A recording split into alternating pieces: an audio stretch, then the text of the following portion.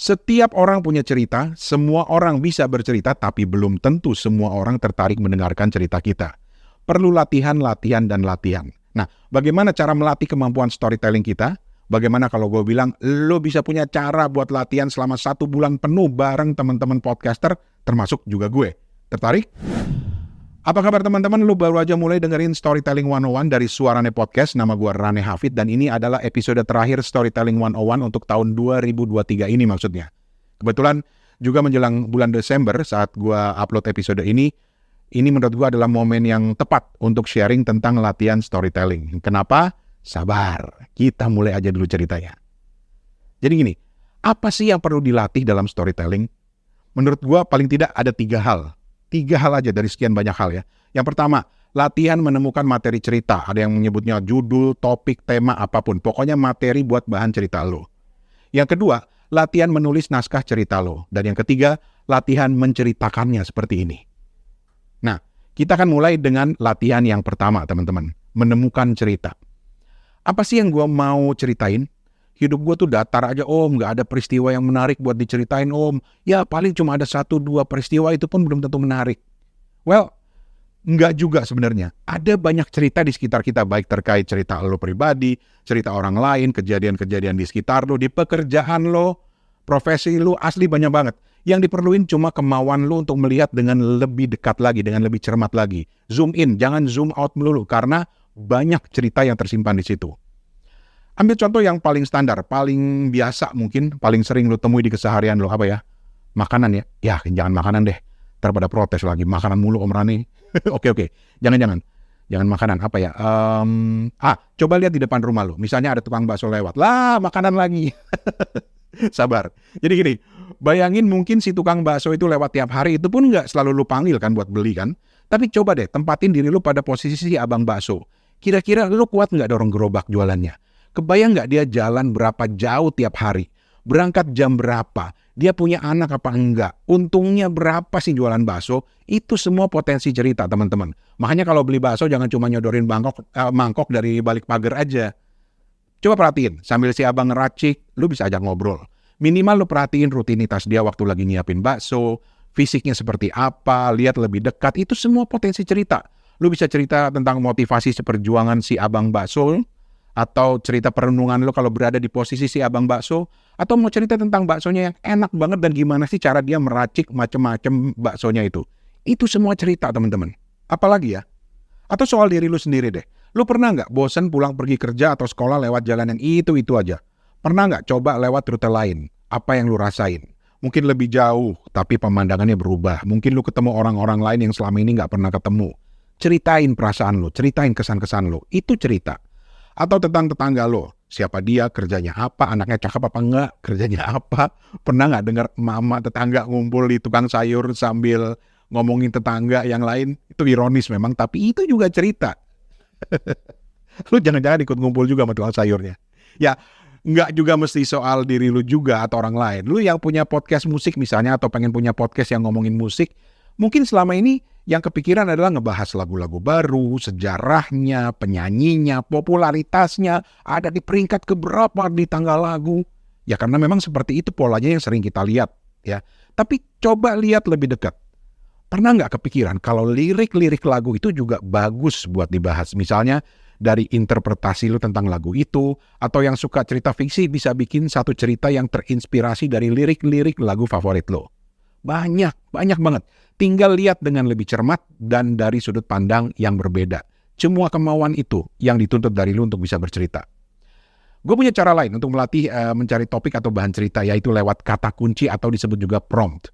Dulu, waktu gue mulai membiasakan diri nulis jurnal atau catatan harian atau diary, gue sering terjebak dalam rutinitas nulisnya itu curhat terus, ngeluh terus di jurnal. Ya nggak salah sih sebenarnya, jurnal itu kan metode bagus buat kesehatan mental. Tapi lama-lama gue mikir, gila, masa sejarah hidup gue isinya ngeluh terus? Giliran seneng aja gue nggak nulis gitu. Akhirnya gue ketemu apa yang disebut sebagai journaling prompt. Ini gue dapat di internet. Jadi di internet itu banyak orang yang berbagi prompt atau kata kunci atau kalimat kunci buat inspirasi lu nulis jurnal. Macam-macam. Misalnya ada yang berbagi prompt tentang cinta. Contohnya apa sih yang bikin lu cinta sama dia? Apa arti cinta? Atau coba sebutkan 3 hal yang lu syukurin dari pacar lu. Atau malah gue pernah nemu prompt yang agak-agak serem tapi menarik sih. Apa yang akan lu tulis di batu nisan lu nanti kalau lu udah meninggal? Gile.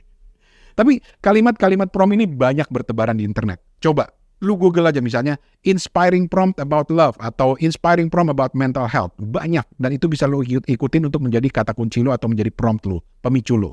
Nah, prompt juga bisa berupa satu kata yang bisa membantu lu mengembangkan cerita lu. Kalau gue bilang rungkat, lu mungkin akan ingat lagunya Happy Asmara. Tapi pernah nggak kepikiran apa artinya rungkat? Apa yang bisa membuat lu rungkat sampai ente-entean? Itu semua cerita, teman-teman. Dan itu dipicu dari satu kata aja.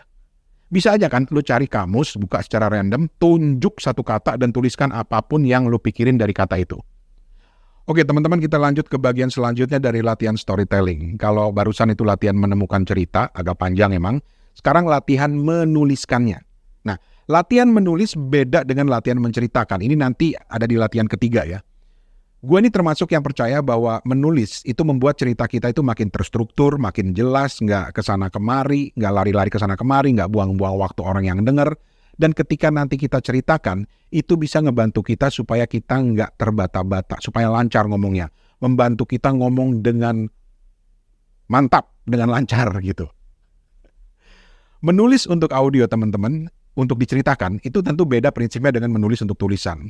Lo harus pakai kalimat yang pendek-pendek, pilihan kata yang mudah ditangkap, nggak terlalu banyak detil yang jelimet, angka-angka yang bikin pusing. Itu semua bagian dari menulis untuk audio, untuk bercerita. Atau kami sering menyebutnya sebagai menulis untuk telinga. Nah, ini bakal gue bahas panjang di bagian lain lah, karena ini perlu pembahasan tersendiri. Tapi teman-teman, ada beberapa latihan yang bisa lo praktekkan untuk memulai menuliskan cerita lo, memulai storytelling lo. Misalnya, setiap kali udah kepikiran sebuah cerita atau tema, coba buat kerangkanya dari apa yang lo mau ceritakan. Salah satu cara paling mudah adalah dengan pertanyaan, dan pertanyaan. Ingat cerita si tukang bakso tadi? Jadi kan tadi pertanyaannya, kira-kira lu kuat nggak ya dorong gerobaknya? Kebayang nggak ya dia jalan berapa jauh tiap hari? Berangkat jam berapa dia? Punya anak apa enggak? Untungnya berapa sih jualan bakso? Itu pertanyaan-pertanyaan yang bisa membantu tulisan lu lebih terstruktur, lebih rapi. Nanti tinggal dikembangkan lagi. Itu kurang lebih seperti itu. Nah, latihan lain teman-teman dalam menulis untuk storytelling, terutama untuk audio atau menulis untuk telinga, salah satu elemen penting lainnya adalah deskripsi. Lu harus bisa bercerita secara lebih deskriptif, cerita yang bisa memicu gambaran atau visual di benak orang yang ngedengerin cerita lo. Itu sangat amat penting. Gue sendiri sadar kalau gue paling susah kalau harus mendeskripsikan sosok orang. Kalau suruh mendeskripsikan makanan sih ya gampang. Tapi gue paling bego kalau mendeskripsikan orang. Makanya pernah ada masa, kurang lebih setahun ketika gue membiasakan diri nulis deskripsi setiap orang yang ada di sekitar gue di sebuah buku. Misalnya gue ketemu klien, gue ceritain sosoknya kayak apa, rambutnya gimana, ngomongnya gimana. Gue jadiin satu tulisan, satu halaman. Ini latihan yang ampuh banget karena lu akan lihat perkembangan lu nanti setahap demi setahap dan akan banyak belajar dari waktu ke waktu. Asal lu lakukannya dengan rutin.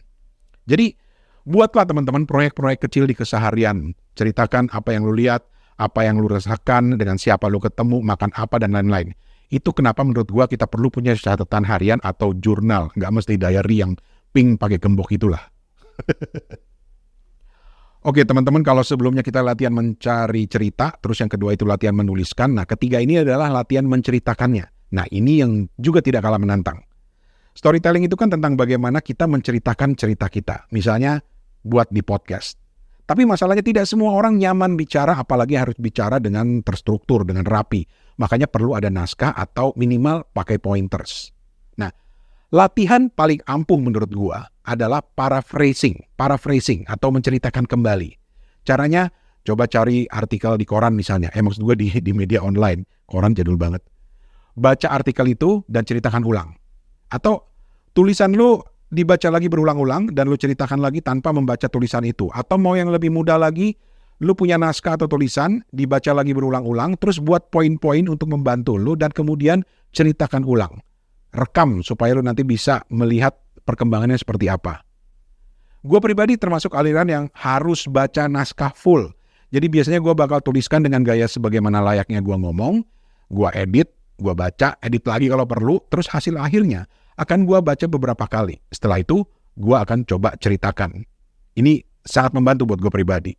Kadang nih di mobil ya, isi naskah itu gue suka ceritain lagi, gue ngoceh sendiri sambil nyetir, gue rekam untuk melatih kemampuan gue cerita. Pokoknya gue terus-menerus latihan ngoceh. Termasuk juga ngoceh di depan kaca, apalagi kalau gue mau perform. Biasanya gue akan baca di depan kaca. Jadi teman-teman, begitulah storytelling atau latihan-latihannya. Yang pertama itu latihan menemukan materi cerita, latihan menulis naskah cerita, dan ketiga adalah latihan menceritakannya. Mudah-mudahan ini bermanfaat buat lo. Dan sebelum gua tutup, gimana kalau gua bilang lo akan punya kesempatan untuk latihan storytelling, termasuk mempraktekkan ketiga latihan yang gua ceritain tadi selama 1 bulan penuh bareng teman-teman dari komunitas The Podcasters Indonesia. Jadi lo nggak sendiri. Jadi komunitas podcaster terbesar di Indonesia itu, The Podcasters Indonesia, setiap bulan Desember punya hajatan rutin yang disebut 30 hari bersuara. Dan sederhananya, 30 hari bersuara ini adalah bikin 1 episode setiap hari selama 1 bulan penuh di bulan Desember. Terus diupload ke podcast. Aturan lengkapnya silakan ke Instagram thepodcasters.id. Kalau lo belum punya podcast, ya tinggal bikin aja. Gratis ini, nyantai, gratis ini. Nah teman-teman, di 30 hari bersuara itu lo bakal dapat prompt atau kata kunci setiap hari. Dan lo dipaksa untuk menulis dan menceritakannya dengan durasi minimal 5 menit. Dan ini benar-benar latihan yang butuh stamina, yang memeras otak tapi seru. Apalagi kalau bisa menyelesaikan tantangan ini selama sebulan penuh. Ya sisakan waktu sekitar sejam lah sehari untuk bikin konten ini. Dan kalau gue tadi bilang ini adalah episode terakhir Storytelling 101 untuk tahun ini, itu karena gue selama bulan Desember ini mau ikutan 30 hari bersuara. Dan untuk itu gue akan pakai akun podcast gue yang satu lagi yang emang selama ini gue pakai untuk 30 hari bersuara sejak tahun 2021. Cari aja, namanya GenB, GEN-B. Kita ketemu di sana dan yuk teman-teman, ikutan 30 hari bersuara. Teman-teman, lo baru aja dengerin Storytelling 101 dari Suarane Podcast bareng gue Rane Hafid. Pamit dulu, Assalamualaikum.